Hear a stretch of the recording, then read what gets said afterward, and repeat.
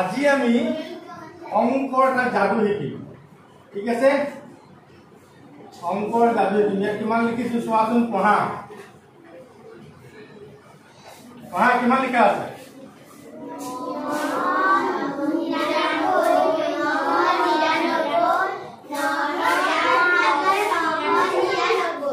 মন কৰিছে নে সবৰে 9 আছে হয়নে সব 9 আছে এনেকুৱা যদি 9 থাকে 99 থাকে 999 থাকে 9999 থাকে বা 9 যদি 5টা থাকে তে কিমান হ'ব 99000 মানে 99999 হ'ব এনেকুৱা যদি 9 থাকে তেতিয়া আমি পূৰণ কেনেকৈ কৰিম তাকো 1 সেকেন্ড বা 2 সেকেন্ডত 1 সেকেন্ড বা 2 সেকেন্ড আমি উত্তৰ পাই যাম ঠিক আছে এতিয়া চাবা এটা একেবাৰে সহজকে তোমাকে জনা অংক লম ভৰা হল 5 পূৰণ 9 এইটো আমি জানো যে 5 নব কিমান 45 মোৰ নেউটাম মুখস্থ আছে যদি নেউটাম মুখস্থ আমি কেনে কৰিম চাবা এইটো কিমান 5 ইয়াৰ পৰা তুমি এটা বিয়োগ কৰি দিয়া কিমান হ'ব 4 এই 4 টো আনি ইয়াত বিয়োগ কৰি দিয়া কিমান হ'ব 9 4 গল থাকি 5 এতিয়া উত্তৰটো এই 4 টো আনি ইয়াত পাতি দিয়া এই 5 টো আনি ইয়াত পাতি দিয়া উত্তৰ কিমান হল 45 তেনে সহজ হয় না বাৰু যিকোনো অংক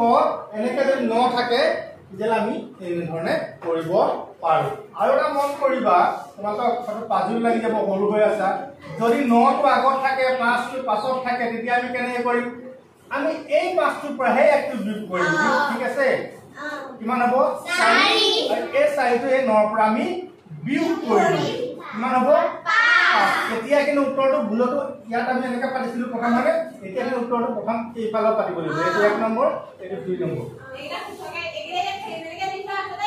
সহজ মানে এতিয়া এইটো আমাৰ নিয়ন্ত্ৰণ মুখস্থ আছে সেইকাৰণে আমি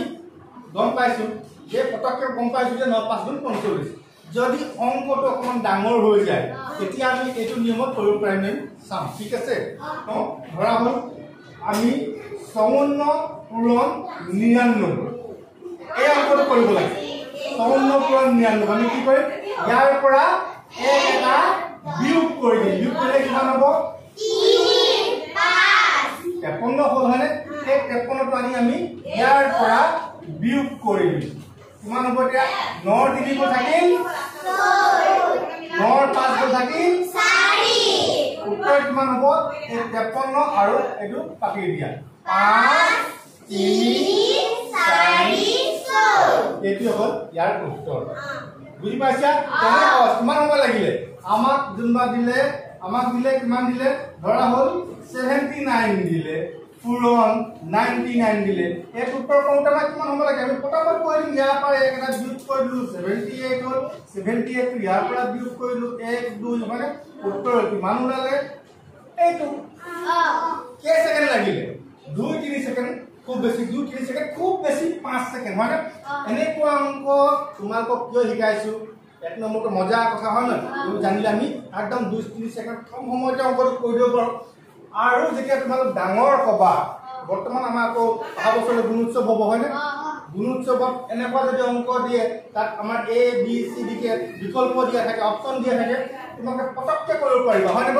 2 3 সেকেন্ডত উত্তৰটো গম পাই যাবা তাৰ উপৰিও যেতিয়া ডাঙৰ হবা বিভিন্ন ধৰণৰ পৰীক্ষালৈ যাবা মানে বিভিন্ন ধৰণৰ পৰীক্ষা হৈ থাকে এই পৰীক্ষাবোৰ সময় কম থাকে আৰু এইবোৰ বুদ্ধি জানিলে তোমালোকে কম সময়তে কৰিব পাৰিবা আৰু পৰীক্ষা পাছও কৰি যাবা দুনিয়াতে নহয় বাৰু এতিয়া আমি গম পালো 99 হয়নে এতিয়া যদি 999 থাকে তেতিয়া আমি কেনে কৰিম ধৰা হল অংক একেটাই ইয়াত যদি আমি ধৰি 999 আছে এতিয়া আমি কি কৰিম একে অংক ইয়াৰ পৰা একটা বিয়োগ কৰিলো 53 হলে 53 টো আমি ইয়াৰ পৰা মাইনাস কৰি দিম হয়নে বাৰু কিমান হ'ব 6 4 আৰু এই 9 টো না আমি আহিব উত্তৰটো হ'ব এই গুটেইটো পাতি দিয়া 5 3 9 4 6 আৰু 6 মই 5 লিখো হৈছে কেনে সহজ হয়নে বাৰু যদি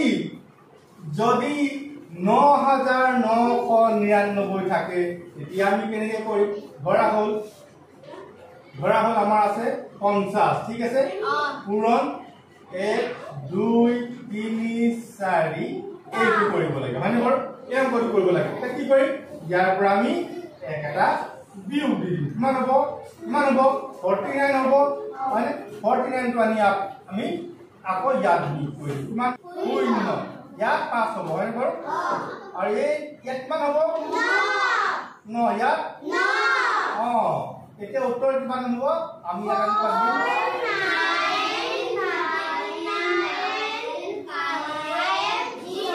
0 এই অংকটো আমি আমাৰ যেনেকৈ পূৰণ কৰে তেনেকৈ কৰি চাওঁ নেকি অংকটো ওলাই নোলাই 4টা 9 আছিল হয়নে আৰু 50 আছিল আমাৰ পূৰণ কৰিব লাগে আমি এই শূন্যৰ লগত পূৰণ কৰি এনেকৈ শূন্য পাতি দিলো 9 5 গুণ 45 ৰ 5 কৰিলে 4 এতিয়া 9 5 গুণ 45 ৰ 4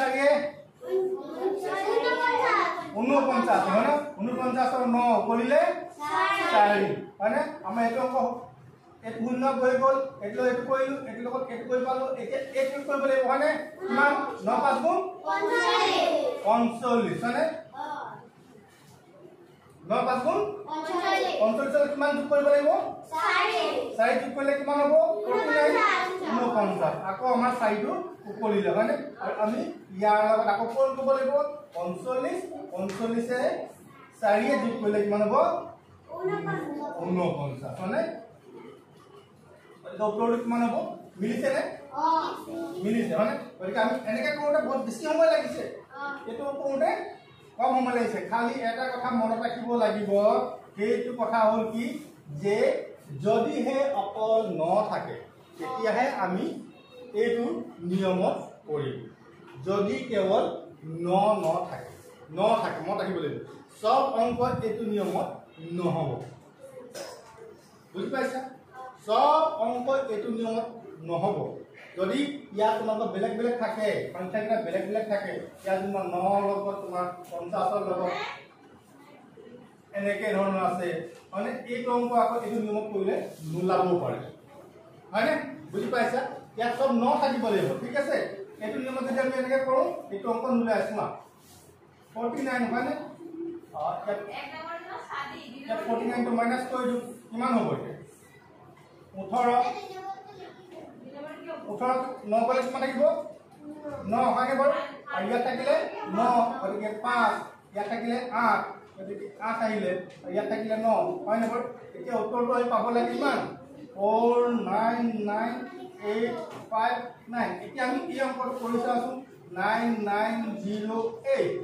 আমি ইয়াত কি কৰিলো 50 এ পূৰণ কৰি চাওঁ 8 5 গুণ 40 ৰ 0 কৰিলে 4 হয়নে ইয়াত শূন্য আছে জানো নাই গতিকে আৰম্ভটোৱে আমাৰ ভুল হৈছে এতিয়া চাবা 5টা 9 থকা আমি কৰি চাওঁ ওলাব দিলে চাওঁ ডাঙৰ হৈ গলে 1 2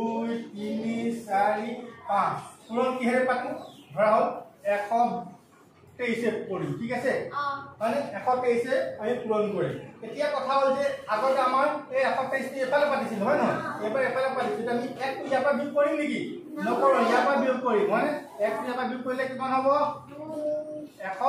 122 আমি ইয়াক বিয়োগ কৰি দিম মানে 122 আমি ইয়াৰ পৰা বিয়োগ কৰি দিম কিমান হ'ব 7 8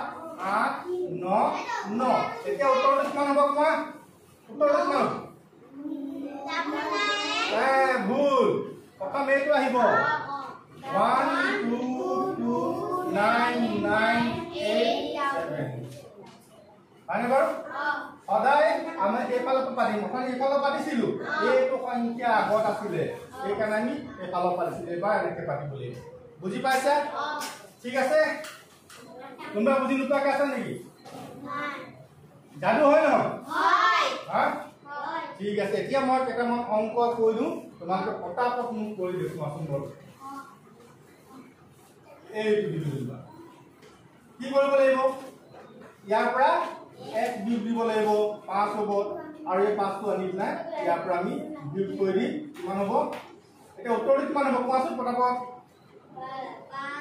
5 বুজি পাইছা হয় বাৰু এটা মই ইয়াত দিছিলো নহয় নহয় এতিয়া তোমালোকে মই অংক দিওঁ তোমালোকে মোক পটাপট কৰি দেখুৱা এইটো তোমাৰ কৰি দেখুৱা এই দুটা অংক কৰা